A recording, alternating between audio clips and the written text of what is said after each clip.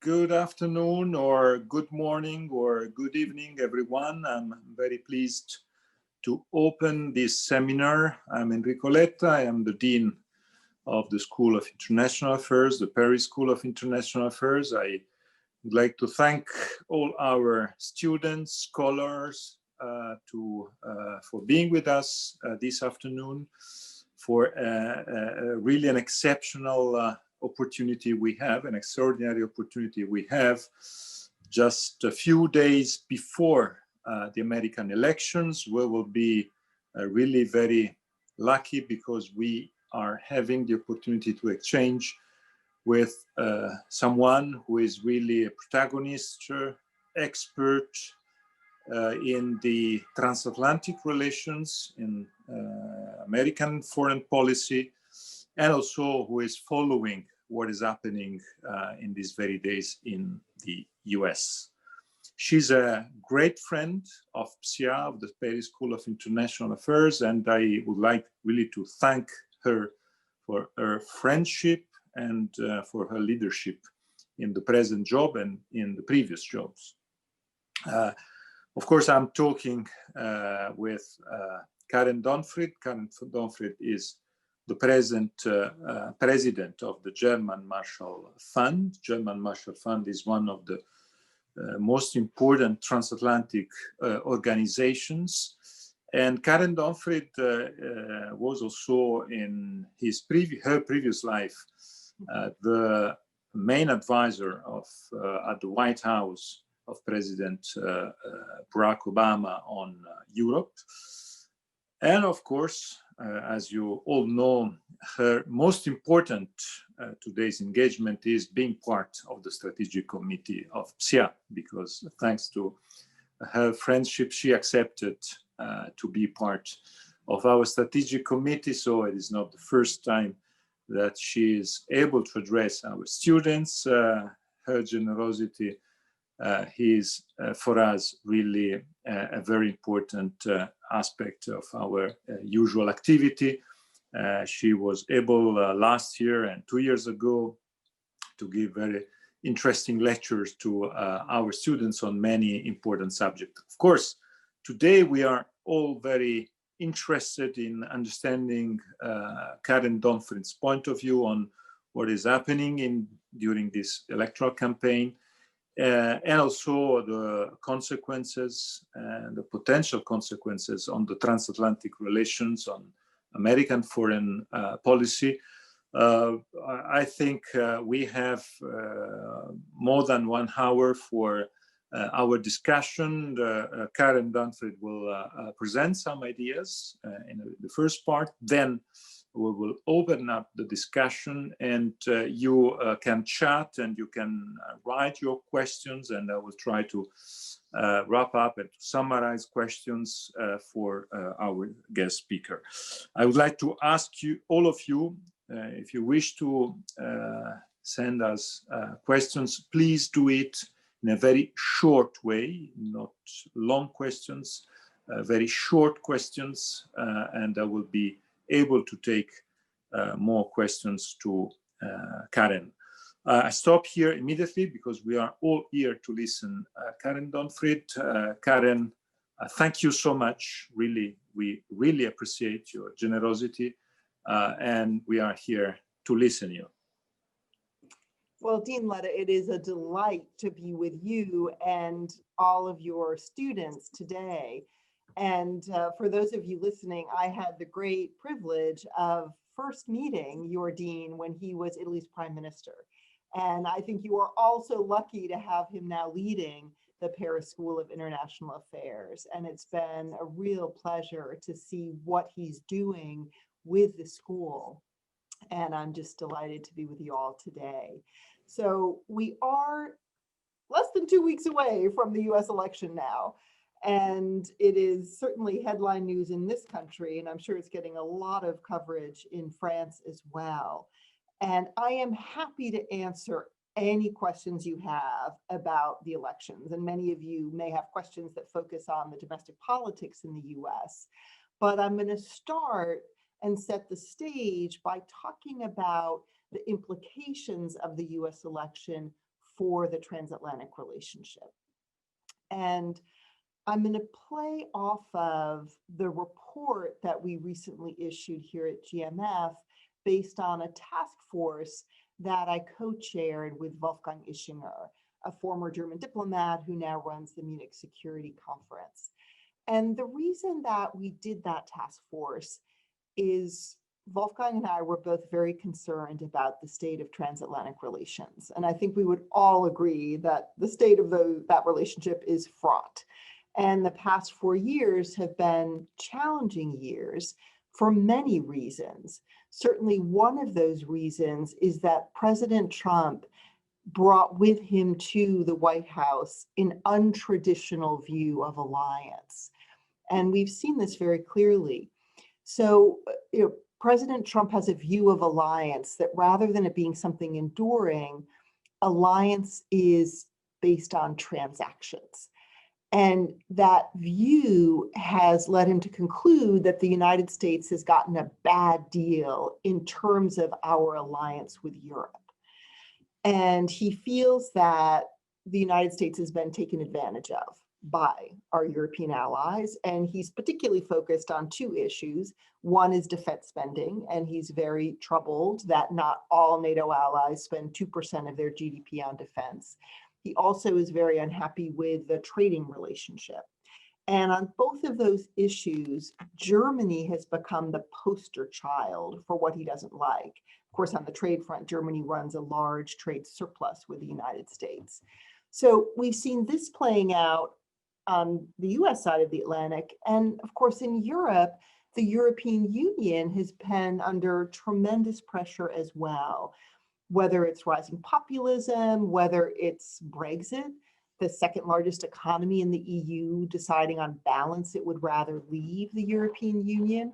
So there are lots of issues on both sides of the Atlantic that have made the relationship a complicated one in recent years. And I think we also have to acknowledge that there's been public disenchantment with the other.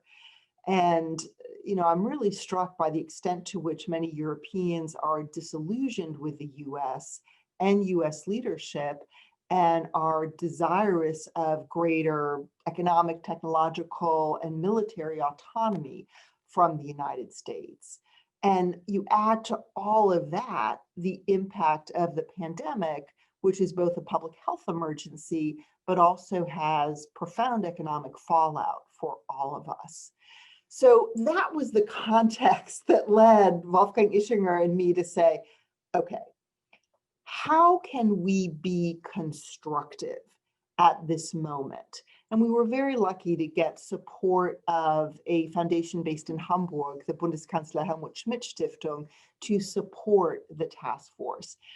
And what we wanted to do was look at the shared challenges that we face on both sides of the Atlantic and offer policy recommendations for the US and Europe to follow. The argument being that we will be better served if we try to meet these challenges together.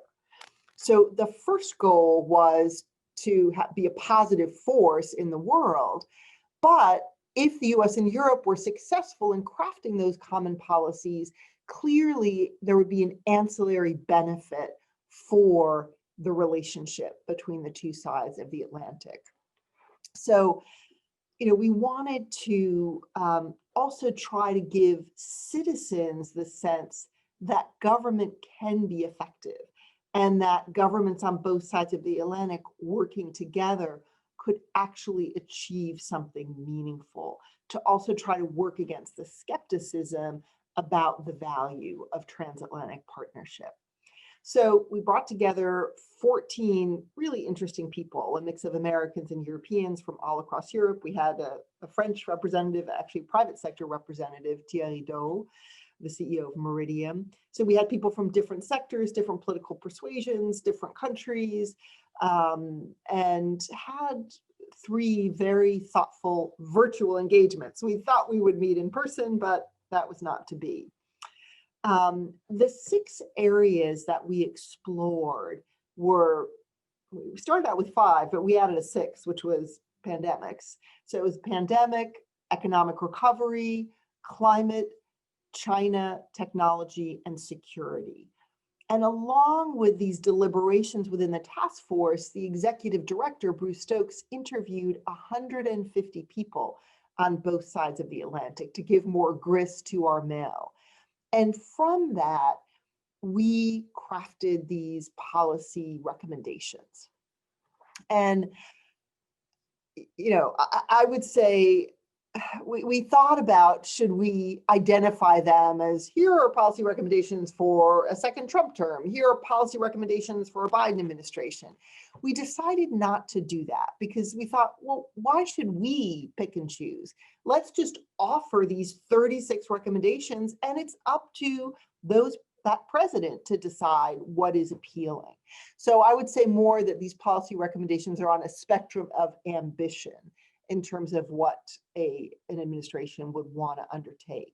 And what I want to do is just briefly give you a sense of these recommendations, and we can dig more deeply into them in the discussion, or you can take the conversation in a completely different direction. But I just want to give you a flavor for what we've put out there. And I'm also happy to share the link to the report. It's on our website as well. So let's start with pandemics, because I think probably on both sides of the Atlantic, in terms of Americans and Europeans, that's the key issue people feel we need to grapple with. And as I mentioned, the coronavirus pandemic definitely cast a shadow over the task force because we couldn't meet, but it also cast a shadow because we saw, at least initially, the really uncoordinated and competitive responses to the pandemic. We saw that across the Atlantic. We also saw it within Europe. And so it really showed us, it dramatized the fraying transatlantic ties that we already had been seeing. We also thought, though, that it highlighted another reality, which is that transatlantic cooperation is essential to finding effective solutions to shared challenges. And we really believe that if we had been coordinated in our response, we would have met this public health emergency more effectively. So, in the series of recommendations that are in the report, let me just share one. One of those recommendations was suggesting that Americans and Europeans create a transatlantic stockpile of medical equipment and medicines.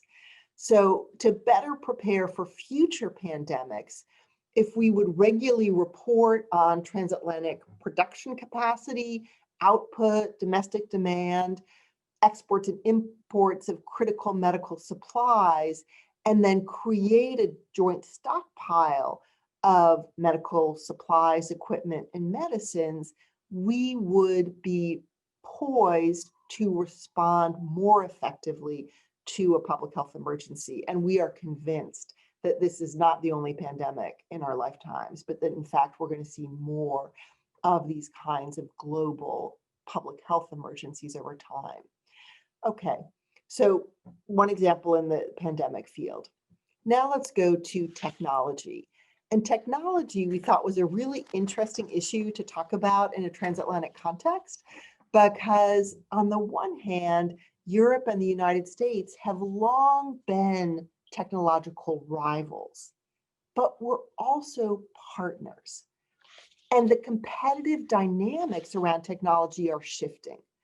China has become a major player in the global tech game. And in the task force, we believe that neither Americans nor Europeans have the resources to prevail against such competition on their own.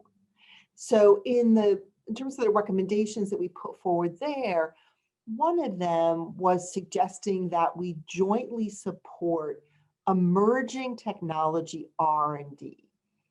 The United States and Europe should provide greater financial and regulatory incentives for transatlantic science and technology partnerships, including pre-competitive collaboration on R&D in artificial intelligence, advanced battery storage, advanced semiconductors, autonomous vehicles, 5G, all of these next generations of telecoms communications. So that was one of the examples of where we thought we really could have fruitful transatlantic cooperation. This, of course, connects very closely to the section on China. I mean, there's a clear connection between technological competition and how we engage with China. And on the China section of the report, again, several recommendations there. One that I wanted to lift up for you was suggesting that we create a vice presidential level transatlantic working group on China. And here we're building on an existing suggestion. You may remember that the EU High Representative Borrell proposed that there be a transatlantic working group at the level of Secretary of State on China. Secretary of State Pompeo accepted that suggestion, and that working group has met once. We felt that because of the broad range of issues at play in our respective relations with China, we really need that working group to be at the vice presidential level, because the issues just are not around foreign and security policy, but they're around economics and commerce and finance and energy and climate. So we need the vice presidential level to galvanize that transatlantic cooperation as a whole of government effort. Okay, on the security front, we have a longstanding alliance in NATO. We work very effectively on a whole range of security and defense issues, but we could do better. And in the series of suggestions we had there, one of them was to emphasize defense modernization. There's been so much back and forth about how much we spend on defense. And of course, it matters how much we spend on defense, but it also matters what we are spending those defense dollars or defense euros on. And we wanted to make the case that we need to have both sides of the Atlantic focused on how we can invest in the capabilities, forces, readiness levels, infrastructure that are required to meet future threats. And given the forthcoming pressure on defense budgets because of the economic fallout of COVID-19, we want to ensure that we're giving priority to major new equipment, including the related research and development, which will determine the scale and pace of modernization. Okay, last but not least, we looked at the issue of climate. And actually on climate, let me flag for you two recommendations, because I want to give you a sense of the span of the recommendation. So one recommendation in that climate section was suggesting that US strengthen the Paris Climate Agreement by rejoining Paris. This is unlikely to be something that a second Trump administration would do. It's something that's probably quite likely a Biden administration would do. So we talk about why we think that's important. But another recommendation suggests strengthening cooperation at the subnational level on climate, so that we look also at what cities, and in the US context, states are doing on climate, to make the point that this is not just the prerogative of national governments. And we've seen US states and cities commit themselves to the Paris goals. And if you're talking about a state like California that has an enormous economy, it has a knock-on effect across the US. So that just gives you a sense of the sorts of initiatives we're proposing in this report. I want to stop with that. I'm very keen to hear your comments. Happy to go into greater detail on these ideas, but also please feel free to ask me any questions you want about the US election, and I am more than happy to engage on the domestic politics side of this as well. So thank you. Thank you, Karen.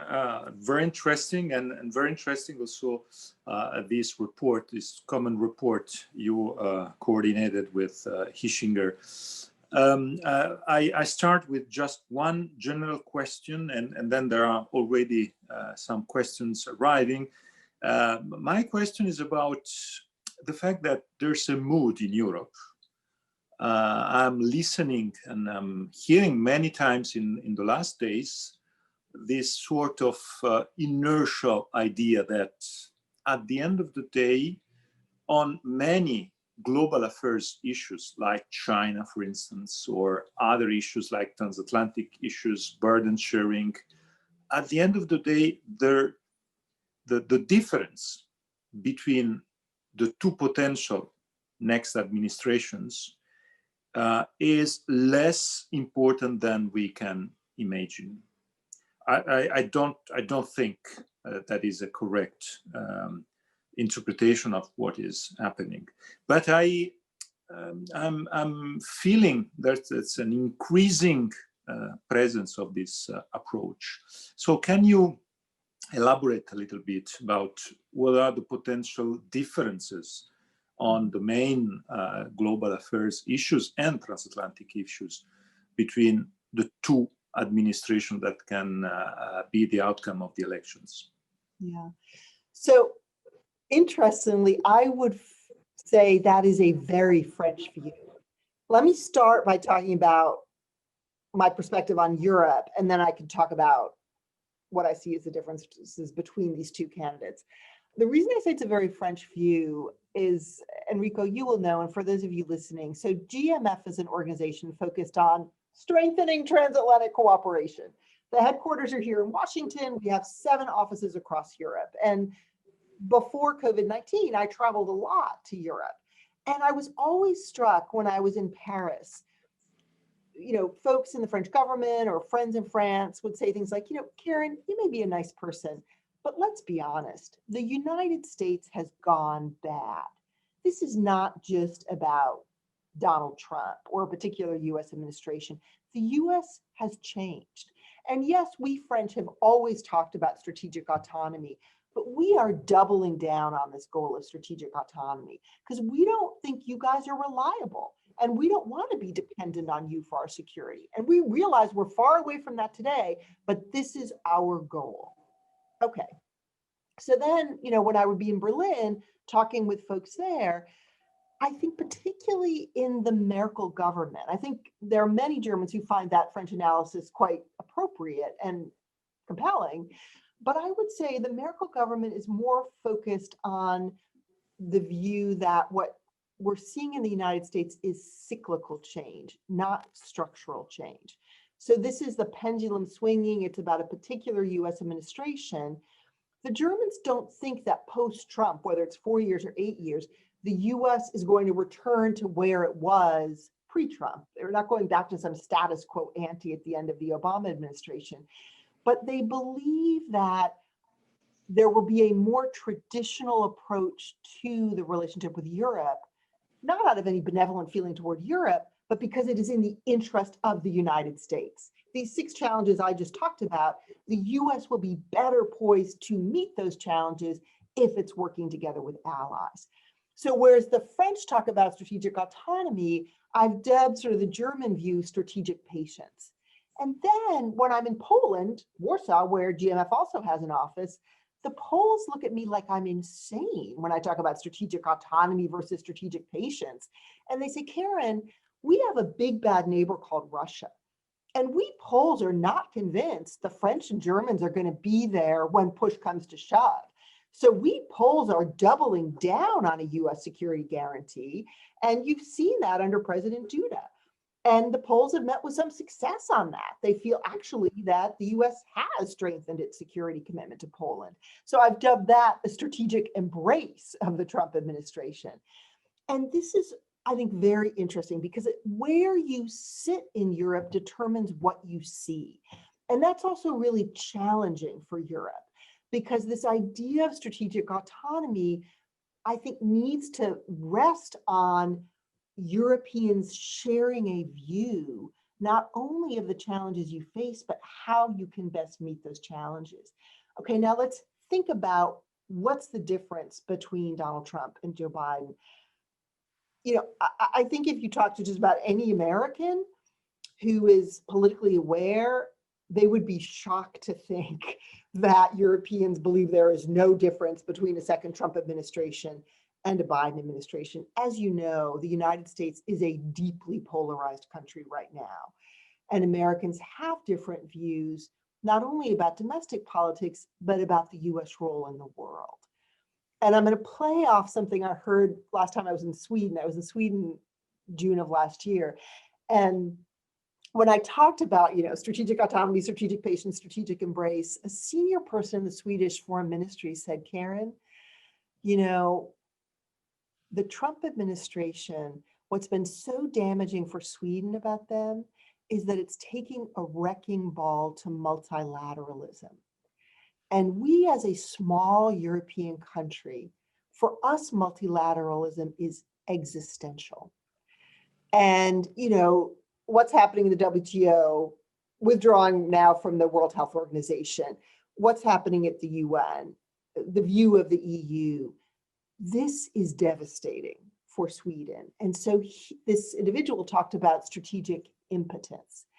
And if you just want to look at the approach to multilateralism, there is a chasm between where Donald Trump is and where Joe Biden is.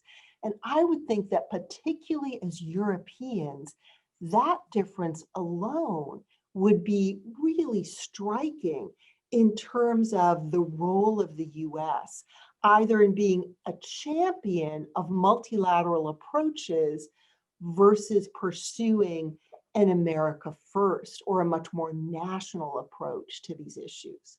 So let me stop there. Very good. Thank you. Many questions. I start with Julien Richard. Do you think that a Biden presidency will tame the aspirations of European strategic autonomy despite America's obvious pivot to Asia, which will survive and proliferate regardless of who sits in the White House? It is exactly the consequence and the sequence with my question. And maybe there's another question on Asia from David Kamru, who is from SERI. Thank you, David. The Trump administration went from Obama's Asia pivot to an Abe-inspired Indo-Pacific thrust. Will this continue under a putative Biden administration? What are the implications for transatlantic relations, given that only France and now Germany think in Indo-Pacific terms? Maybe, yes, these two questions on Asia can be interesting. Mm-hmm. Yeah, that's very interesting. To the question about whether a Biden administration sort of quiets the calls for strategic autonomy, look, I think that France has long been a champion of strategic autonomy, and I'm not going to go through the history of Gaullism and other things, but I think many of these reactions to the United States have to do with domestic experiences and domestic character as well. So I don't think the French are ever going to move away from that desire of strategic autonomy and wanting a Europe that is more capable of pursuing its own interests independent of others. And, we can have a separate conversation about whether that's a good thing or a bad thing. I actually don't think it's for an American to make that judgment. It's up to France, how it defines its interests. It's up to Europe to decide what is in Europe's interest. I will say I'm an American who has long believed that greater European integration is in the interest of the United States. I think having European countries or Europe as the European Union be a more effective, capable actor is very much in the interest of the United States.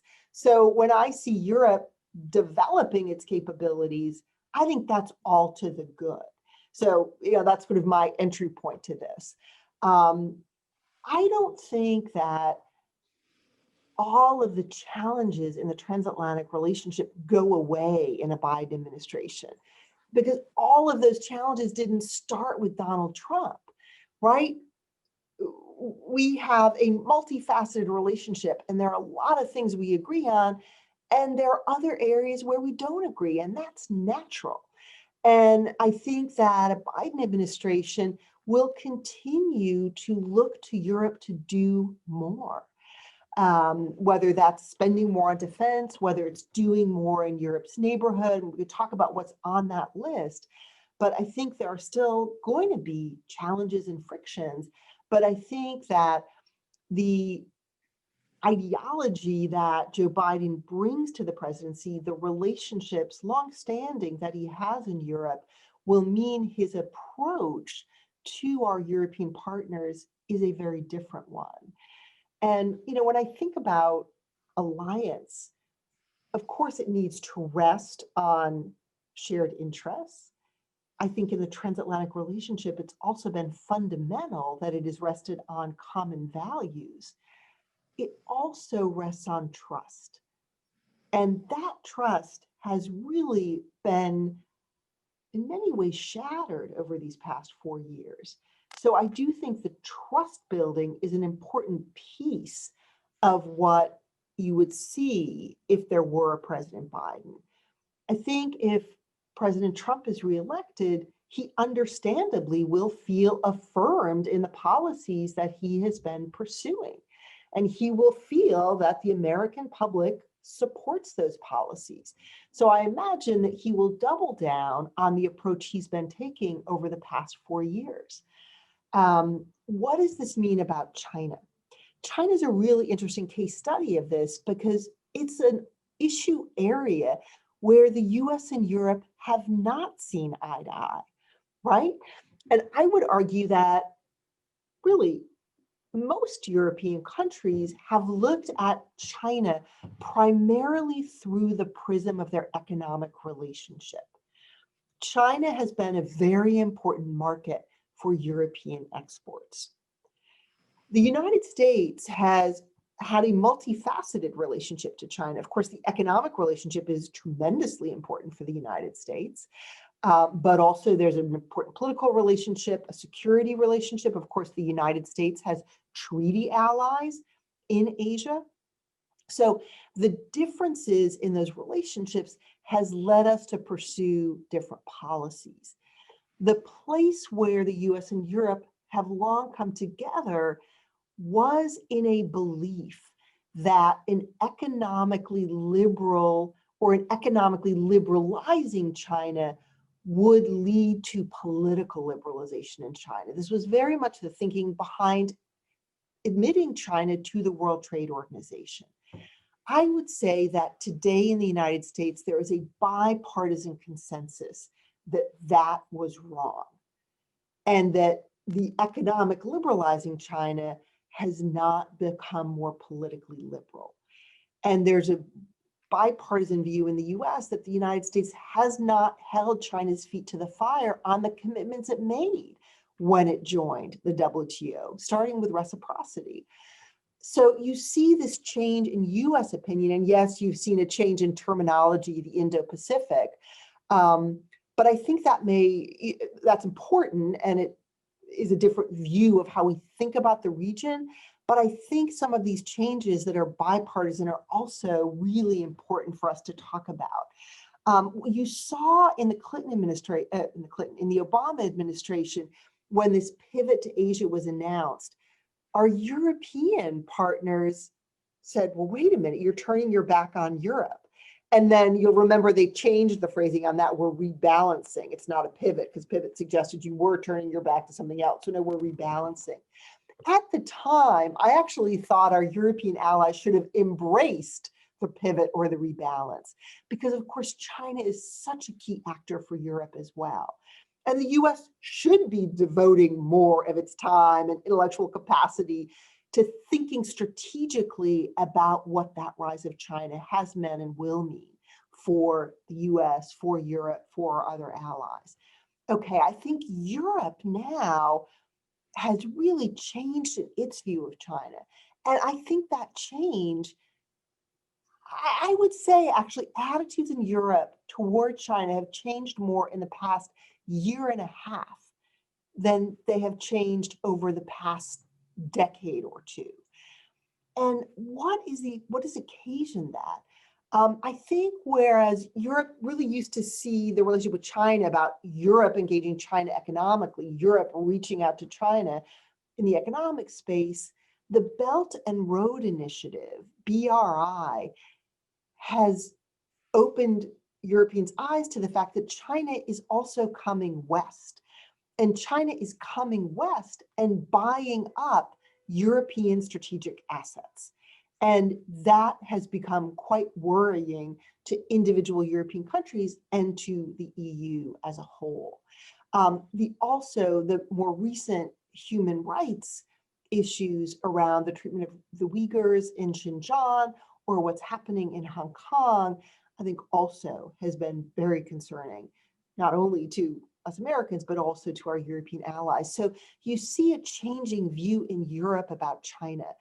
And an issue where this is crystallized has been 5G.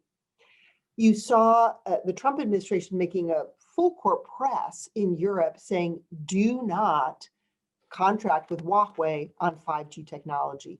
Huawei has been very successful in building market share on 4G. The US actually is not competitive in the 5G market, as you know, but there are two European providers, Nokia and Ericsson, but they're much more expensive than Huawei. So Huawei really was able to gain tremendous market share on 4G. And initially, the Europeans, I think, were not terribly sympathetic to the Trump administration's message, basically like, well, show us what the real security concerns are. And wait, we're not really sure we believe you that there's a backdoor that the Chinese government could use to actually have access to some of our critical technological links in Europe. But we've seen attitudes change on that across Europe over the past year. So I actually think China is a place where there's real opportunity for the US and Europe to think collectively about what our goals there are and how can we work more effectively together to try to be successful in achieving those goals. Thank you. Two questions coming back to the transatlantic relations. Michelle Jong would like to ask you if you have some thoughts regarding a transatlantic approach of taking in refugees, migrants seeking asylum. And Mathilde Veillet, in your opinion, how influential will be the left wing of the Democratic Party in shaping President Biden's foreign policy? Two different topics, but I think both very interesting. Yeah, so I would say that refugees and migrants, we've seen how this issue has torn apart Europe in many ways and has also torn apart certain countries. I mean, the rise of far-right parties in Europe, the rise of populism in Europe is very much tied to this issue. And I watched with interest as the EU recently announced a new refugee policy. I don't think the European Union has really found an effective answer to this issue on the European continent. And I think that this is a long-term issue for Europe.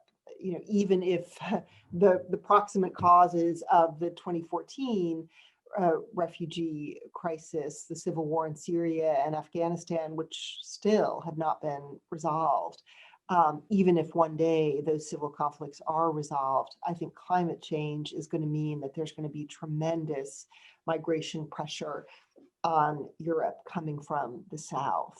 And the US, which traditionally, you know, you think about what this country was founded on, the Statue of Liberty, you know, send us, you're poor, you're weak, you're oppressed.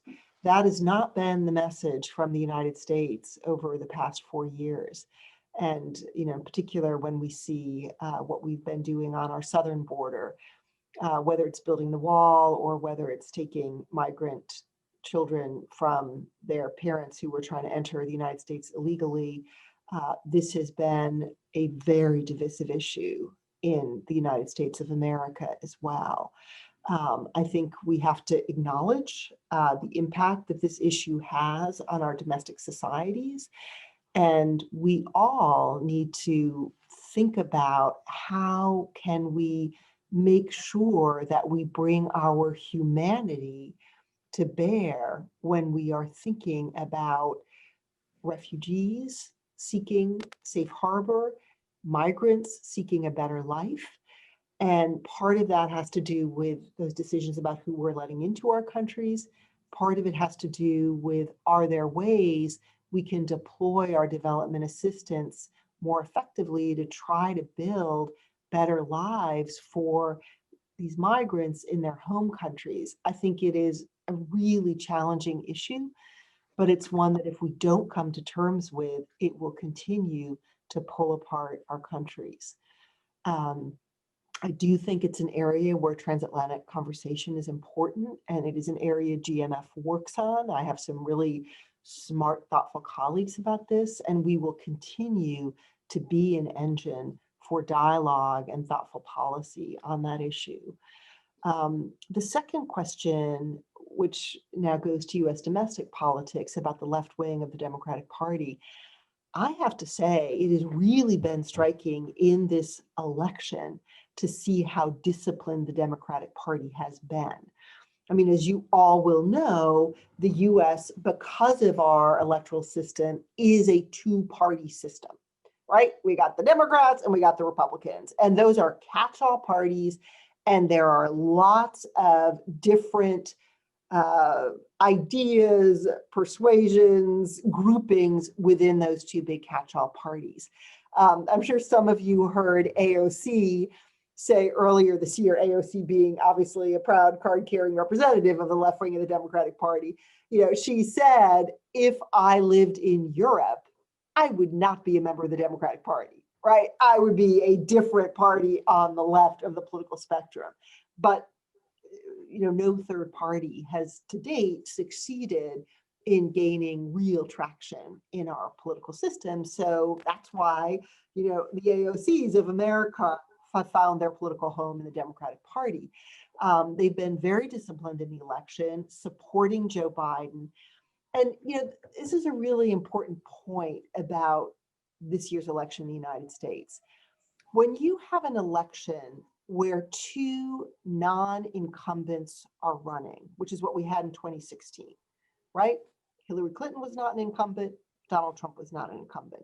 That's what we call an election of choice. Americans are really choosing between those two individuals. What we have in 2020 is an incumbent, Donald Trump, running against Joe Biden. And in that kind of a presidential election, it's really a referendum on that sitting president. So in many ways, this is an election about Donald Trump. And Donald Trump has mobilized the left wing of the Democratic Party. Their primary objective is defeating Donald Trump. So I think that explains the discipline to date. What's going to happen if Joe Biden does win, right? Sorry, now I'm getting to the heart of your question, but I just wanted to give you that context. If he's elected, Donald Trump is making the case, like, watch out, America, like, don't vote for this guy, because if he gets in, you are going to see the loony left in the United States take over. And that's why he talks about the Green New Deal and this and that. He's, mayhem in American cities. It's going to be violence, and they're going to defund the police. So that's the message that Donald Trump is trying to hammer home for the American public in these last weeks of his campaign. The fact of the matter is Joe Biden is a moderate. And, it'll be interesting to see if he does choose someone from the left wing of the Democratic Party to serve in his cabinet. He may. There's been some speculation that perhaps like Elizabeth Warren may be offered a cabinet spot. But you also hear from a lot of folks that, like, even if AOC were offered a cabinet job, would she want it? Because she would probably be hampered from pursuing the policies that she cares deeply about and is committed to in the rubric of a Biden administration. So I think that's a really interesting thing to watch play out. And then how is the Democratic Party going to position itself? I mean, Biden has not said, I'm going to be a one-term president, and he's not going to say that because then you're a lame duck. But there is a widely held view that he is a transitional figure in the Democratic Party. And a Kamala Harris, obviously, as his vice president, would be best poised for an election in 2024 if he were to win this election. But I think you're going to see the left wing of the Democratic Party also trying to position themselves to be that dominant voice in the Democratic Party over those next 4 years. Thanks. Thank you. I have to now have to make some cherry picking because you already answered some of the new questions. So I take one question on climate change because we didn't touch this point on that. How likely will Biden, if elected, rejoin the Paris Agreement? Wei William Xiong.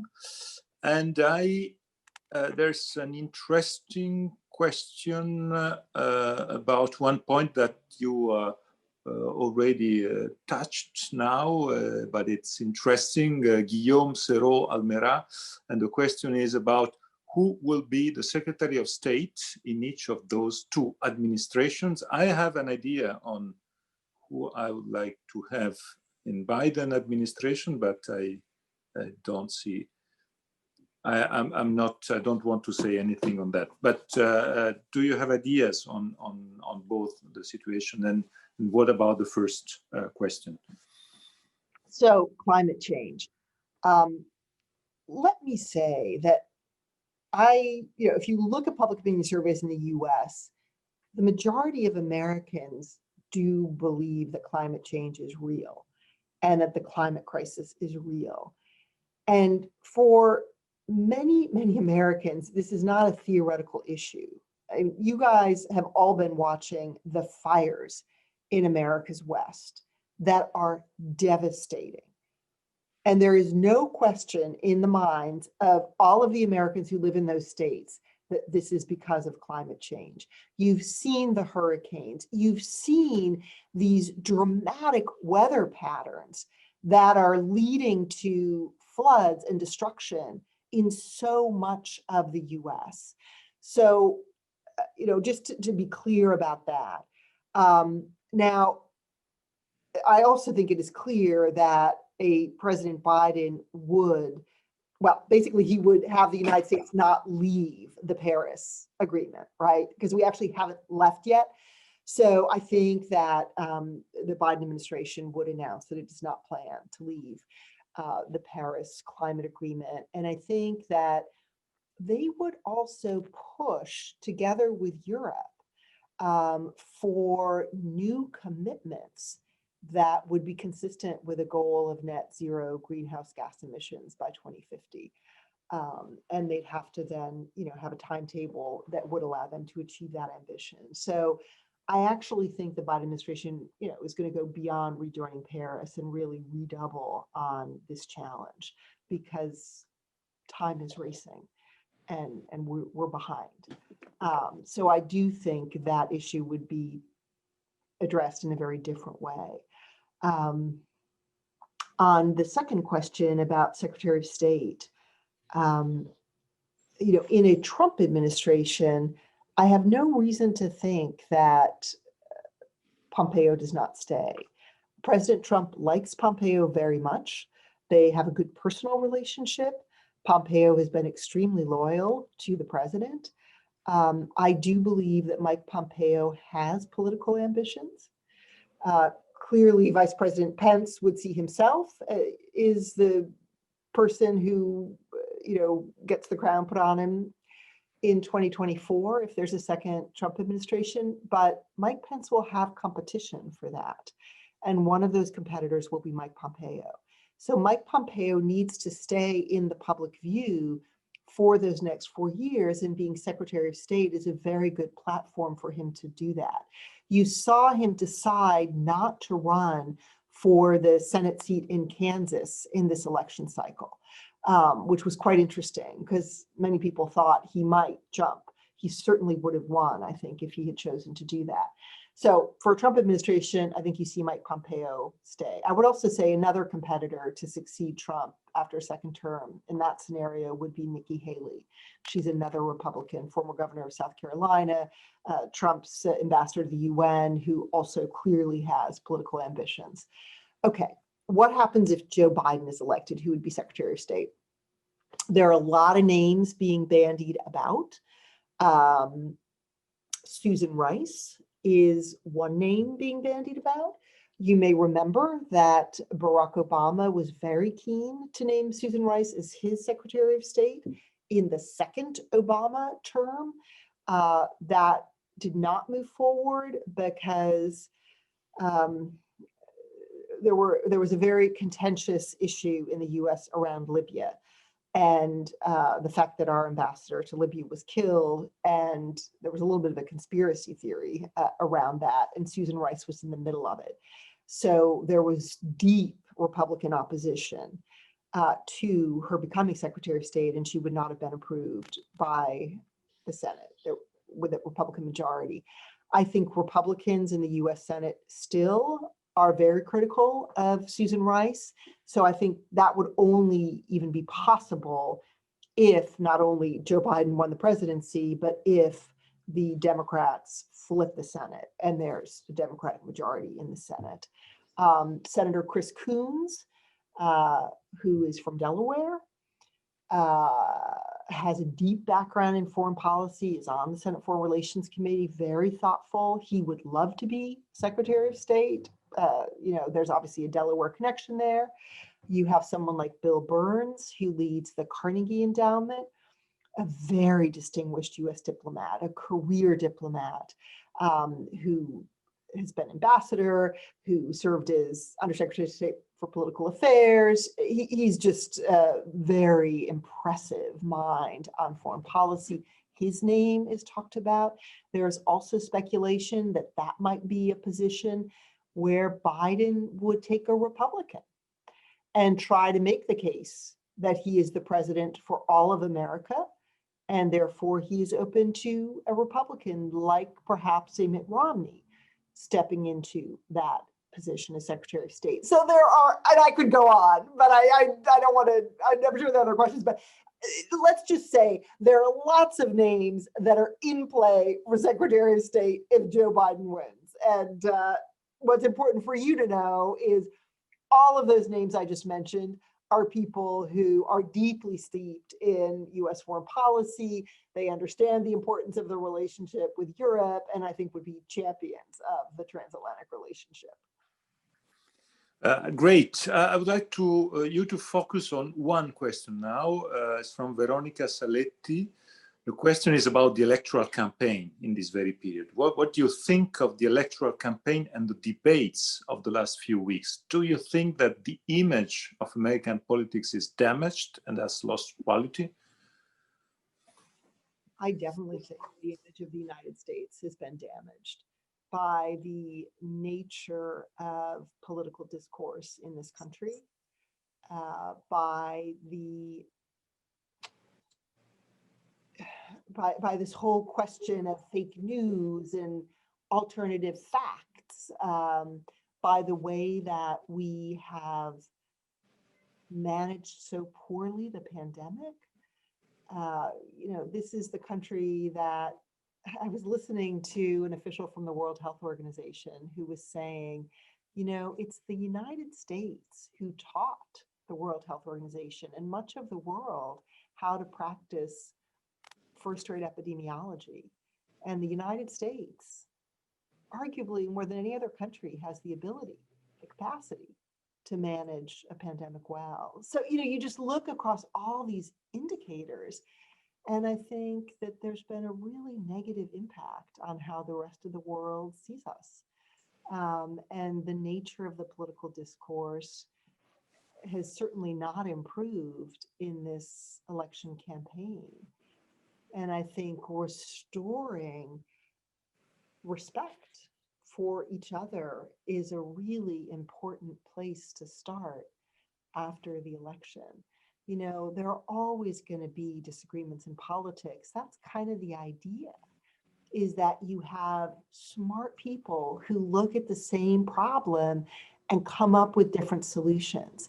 And then they debate those solutions, and hopefully you come out with the best possible policy at the end of that give and take.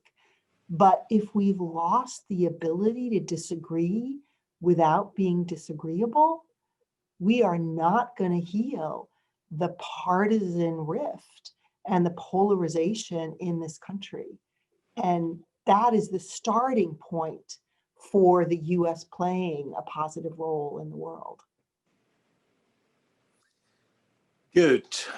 Sylvester Francis Alons, what could be a future model for the transatlantic relationship? I think it's a good question. Aside from the transactional view and the status quo defense relationship of the past, what types of cooperation will make most sense to population on both sides of the Atlantic? Yeah. So I do think whomever wins, this will be a new chapter of the transatlantic relationship. The world has changed. The parties involved in the transatlantic relationship have changed. And what I would like to see is a more equal relationship between the US and Europe. And on the US side, we say that we want a Europe that is taking on greater responsibility, that's bringing greater capabilities to the table. And when we say that, we also have to be prepared to have Europe play the commensurate part in the decision-making about what then we're doing with those capabilities and what's the policy that we're pursuing. So I think that part of this is on the US side and part of it is on the European side. And we have to have honest conversations about what it is that we want to do in the world together.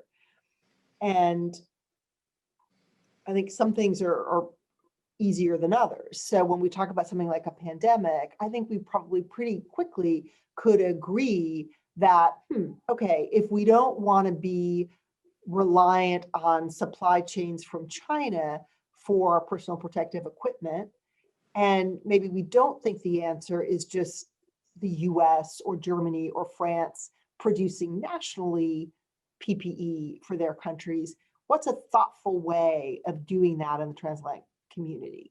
Because I think Americans would probably feel pretty comfortable with a supply chain from Italy or France or Germany or pick your European country and the other way around. So I think there are some areas where we pretty quickly could agree.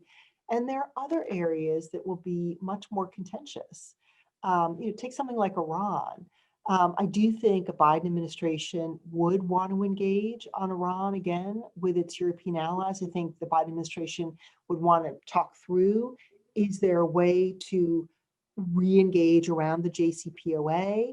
That would also depend on Iran meeting certain commitments. But there will likely be a different approach to that. China, I think too, we're bringing different sensibilities to the table on that. Russia, I think there are challenges within Europe in terms of a cohesive European approach on Russia. And that's another element of this. How will the US engage with our European allies? And I think the engagement will be different depending on what the issue is. So there are some issues like trade where the US, the natural counterpart is, of course, the European Union, because the member states have given that power to the EU. If you're talking about foreign or security policy, well, in some cases you might be engaging with NATO. In other cases, you'll be engaging with particular member states. And that's always challenging in the US-European relationship, is what's the right forum for these conversations? And I think when we're talking about an issue like China, we probably want to bring other democracies into that conversation as well. Democracies in the Asian region, for example. So headline is a transatlantic partnership that is more equal in terms of Europeans having seats at the table and then Europeans bringing more to that table, but then appreciating that how we live out that partnership and what the right forum or format is for working together on specific issues will be different depending on the issue. Thank you. There's an interesting question from Eugenia Ivanchuk. You said that increased European integration will be in the interest of the US. Do you see a future Biden administration advocating for this? For greater European integration? Yeah. It's so interesting because and maybe this is my myopic American view, but I do not believe there would have been a European community initially without US support. And I do think the role the US played at the end of World War II was pivotal. I mean, my own organization was created on the 25th anniversary of the Marshall Plan by a generous gift from the then West German government, wanting to say thank you to us Americans for Marshall Plan assistance. Okay, we think about the Marshall Plan as this significant recovery program for Europe, helped rebuild Europe's economies after the end of World War II. Obviously, that was also in the interest of the US. But when you look at the specifics of the Marshall Plan, it was the US that pushed for West Germany to be a part of the Marshall Plan. Look at the creation of NATO. It was the US that pushed for West Germany to join NATO. Look at German unification. It was the US that was a major energizer of German unification. And all those examples, other European countries like France, like Britain, basically were like, we don't think this is such a good idea, right? In the immediate aftermath of World War II, the view was these guys were the enemy. Why should they be getting Marshall Plan assistance? Why should they be in NATO? And even when you get to 1989, 1990, I mean, we remember Maggie Thatcher saying, I like Germany so much, I prefer two of them. But the US has, since World War II, had a view that has not been a partisan view. It has been a bipartisan view that if the US is not going to be called to engage in a world war starting in Europe, we have to encourage the countries of Europe to work together. And this idea of European integration has been integral to how the US has thought about Europe's role in the world and how the US has engaged with the European continent.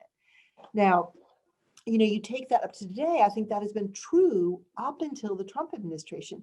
That is not to say that American presidents often are not frustrated with the European Union, and we have lots of examples of that, or American presidents who haven't been jazzed about going to a US-EU summit.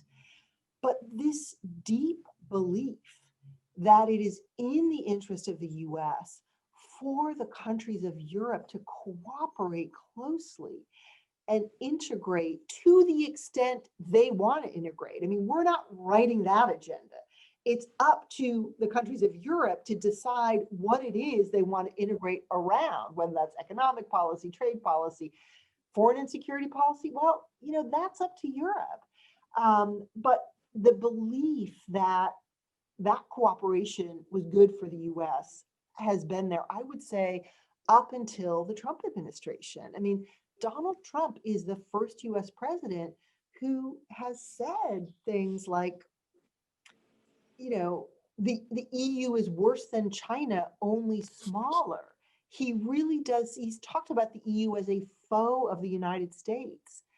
We've never heard that rhetoric before. And, so I do think that is anomalous. We'll see. I certainly think Joe Biden, when he comes into office, I mean, there was just yesterday, I saw something about, there's a rumor that there would be an early NATO summit were Joe Biden to win.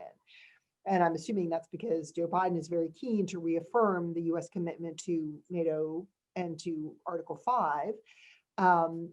I would be really surprised if Joe Biden were to have a NATO summit and not also have a US-EU summit.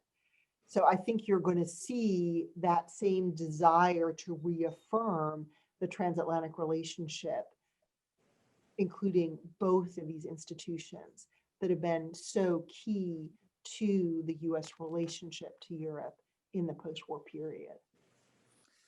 I take maybe two last questions on two very important subjects. One is Mashka Samkova. Question is about the current Nord Stream 2 crisis. The US have imposed economic sanctions on Russia.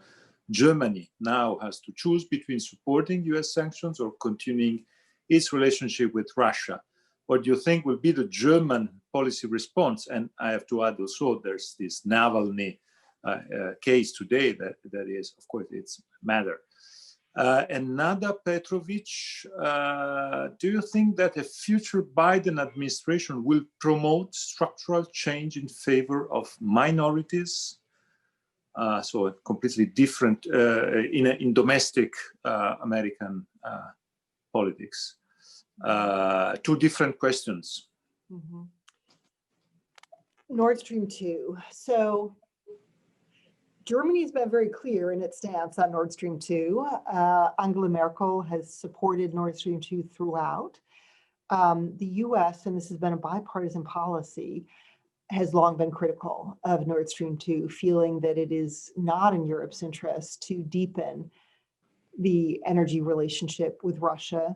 The US also has been concerned about the implications for Ukraine of not benefiting from the duties of that energy flowing from Russia to the rest of Europe through a pipeline in Ukraine.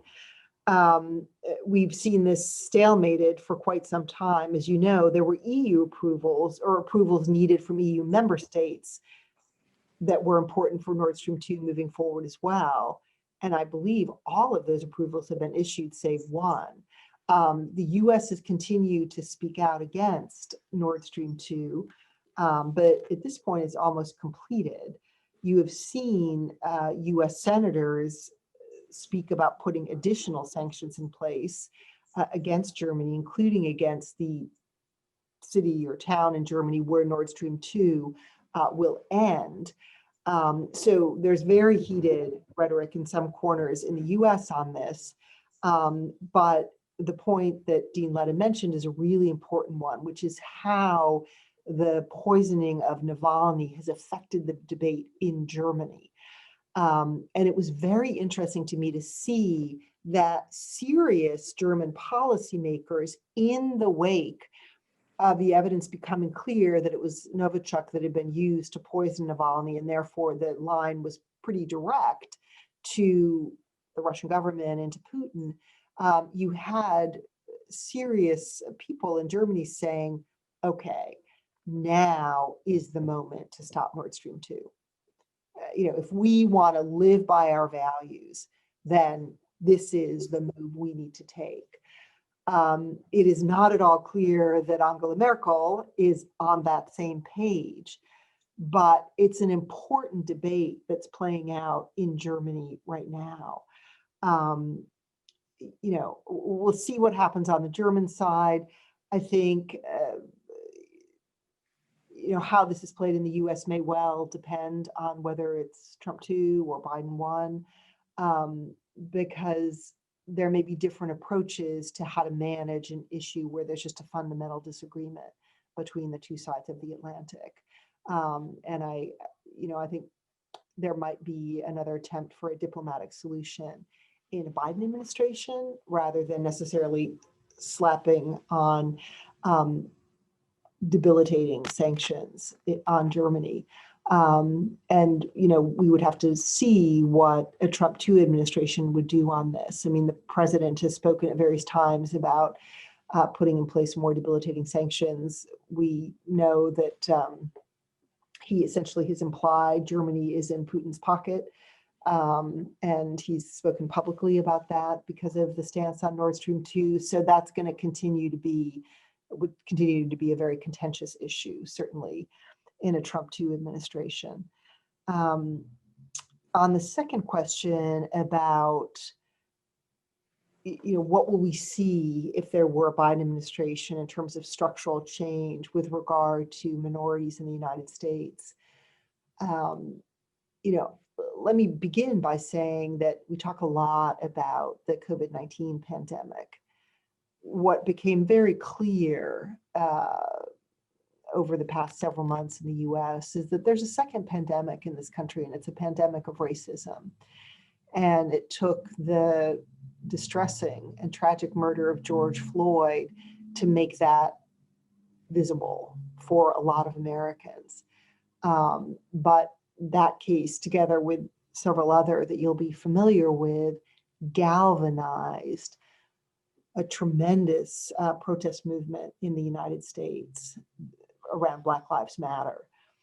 And what was so interesting about these protests, and I've talked to Black Americans who were part of the protest movement in the 60s. So these are older African Americans. And they've said to me, Karen, you know, what's so striking to them about the protests we've seen in recent months is how diverse the protests are. And they were saying to me that in the 60s, those out protesting were predominantly Black Americans. And you now see a lot of white Americans also out on the streets protesting about structural racism and how people of color are treated in this country. So I do think that certainly there's a lot of hope that we will see structural change and systemic change.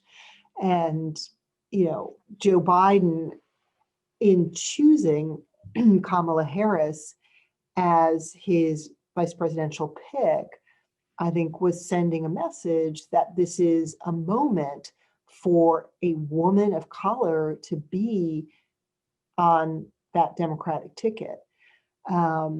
And she's a very interesting pick, of course, because of her prosecutorial background in California. So she's not a defund the police pick, but she's someone who has lived the experience of what it means to be a woman of color in the United States. She went to a historically Black university here in Washington, Howard University. So I think she brings a set of life experiences that are critical for trying to bring about this kind of deep change in the United States. And, you know, I had the privilege of serving for our first Black president, Barack Obama. And while on the one hand, we saw a lot of change happen in the Obama administration, we also saw a backlash against that change. And we saw the racism that is alive and well in this country. And so it's clearly still a critical issue for us Americans to deal with. And it's another factor that is ripping this country apart. So if we don't deal with it in a systemic way, then shame on us, and it will make us a much less successful democracy. Karen, thank you so much. We are at the end of our meeting. Many other questions I had in mind, many other questions, but we know that your generosity will give us other opportunities in the next future. So thank you so much on behalf of all our students. It was sold out, our meeting today, as usual, when you are with us. Good luck for everything. We will follow the next days with passion too. I have to say to our students that we are organizing a great event the day after, so November the 4th in the afternoon. So supposing to have the results, because it will be afternoon Paris time, great events with some former foreign affairs ministers in our faculty. So 4 former foreign affairs ministers will debate on the result at 5 o'clock as usual, Wednesday and November 4th. So it will be great to be again with you. Good luck for everything. And first of all, for the next 2 weeks. Thank you so much, Karen. Well, thank you so much. It's always a pleasure to be with you. And it was fun to see you. I am so sorry that I wasn't in a room with all of your students. You had terrific questions. I would have loved to have actually been able to be in a room with you. And I do hope we'll know the results on November 4th. Let's see. But I also just want to say that it's wonderful to see the interest in transatlantic partnership in the United States.